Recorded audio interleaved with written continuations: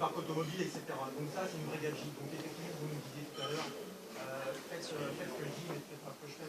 Parce que effectivement, on a un mauvais exemple. Je vous l'ai dit tout à l'heure quand vous êtes nous saluer, que personnellement, moi, je ne vote plus à part les municipales. Je ne vote plus du tout.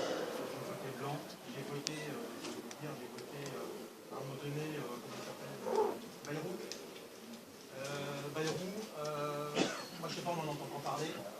Il a remonté son tracteur. Donc ça prouve bien que lui, il voulait une place, parce que la place, à mon avis, elle est très bonne, comme on peut le voir. Vous parliez tout à l'heure de droite et de gauche. Pour moi, ça, c'est des choses qui existaient au temps de la Révolution. Droite-gauche, si on s'intéresse un petit peu à l'histoire. Je reviens sur la Révolution tout à l'heure, simplement pour dire à des personnes, on nous a fait croire que dans les manuels, c'était une révolution populaire. C'est une révolution aristocratique, pour renverser la royauté. Voilà.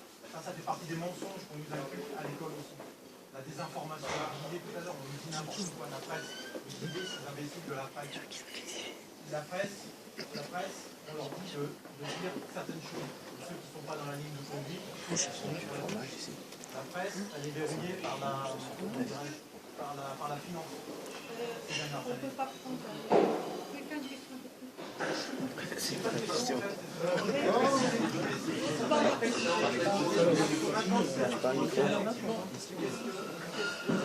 Oui, mais pour moi, un pouvoir centralisé, ça sera toujours un pouvoir corruptible. Ah oui, je peux vous répondre.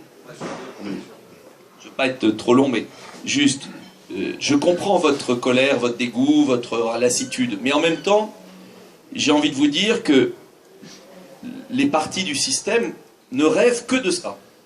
Un peuple d'abstentionnistes. Oui, 50% de votants, c'est parfait pour eux. Les deux clientèles, ou les trois clientèles, et puis voilà. Et c'est exactement le contraire qu'il faut faire.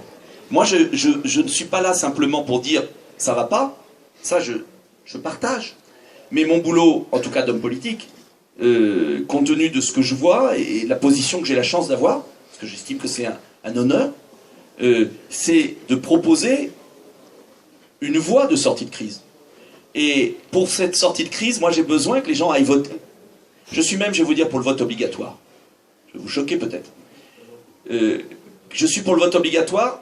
Alors, on ne peut jamais contraindre quelqu'un à aller voter, mais en revanche, je dis, si on ne vote pas, on n'a pas la sécurité sociale.